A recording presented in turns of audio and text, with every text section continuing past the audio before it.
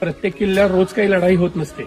त्याच्यामुळे किल्ल्यावरच्या लोकांनाही कामं असायची की त्यांनी तट साफ ठेवायचा. पावसाळ्यानंतर तर मोठी कामं होती की तटावरची झाडं काढायची, तिकडचं वाढलेली खुरटी झाडं वगैरे असतील ती, आणि किल्ला न्हाऊ घालायचा असे शब्द वापरतात, म्हणजे स्वच्छ करायचा. असा ऐतिहासिक कागदपत्रांमध्ये त्याला तो न्हाऊ घातला किल्ला असं म्हणतात ते. कोणत्याही किल्ल्यावर घ्या, अनेक किल्ले असे सांगतो तुम्हाला की कधी तिथे लढाईच झाली नाही त्या किल्ल्यावर. मग त्या लोकांचं काम काय? तर किल्लेदाराची ही कामं होती की त्यांनी यांच्याकडनं हे सगळी कामं करून घ्यायची. म्हणजे तो मेंटेन असला पाहिजे किल्ला. म्हणजे तिथे लढाई झाली नाहीये, वर्ष 2 वर्ष झाली नाही म्हणजे आता होणारच नाही या याच्यात निवांत नाही व्हायचं. त्यांनी ते वारंवार हे करायचं.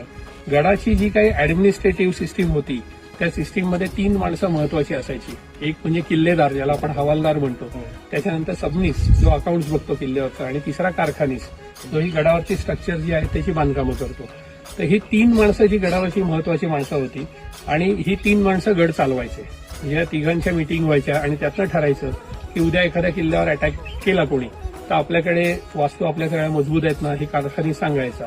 त्यानंतर सबनीस गडातल्या लोकांचे पगार बिगार सगळे वेळेत झालेले आहेत ना, सगळ्या गोष्टी तो ते एक बघायचा त्यात.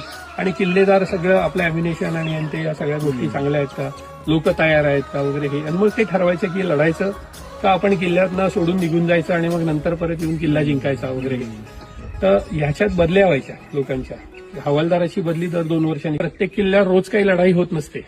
त्याच्यामुळे किल्ल्यावरच्या लोकांनाही कामं असायची की त्यांनी तट साफ ठेवायचा. पावसाळ्यानंतर तर मोठी कामं होती की तटावरची झाडं काढायची, तिकडचं वाढलेली खुरटी झाडं वगैरे असतील ती, आणि किल्ला न्हाऊ घालायचा असे शब्द वापरतात, म्हणजे स्वच्छ करायचा. असा ऐतिहासिक कागदपत्रांमध्ये त्याला तो न्हाऊ घातला किल्ला असं म्हणतात ते. कोणत्याही किल्ल्यावर घ्या, अनेक किल्ले असे सांगतो तुम्हाला की कधी तिथे लढाईच झाली नाही त्या किल्ल्यावर. मग त्या लोकांचं काम काय?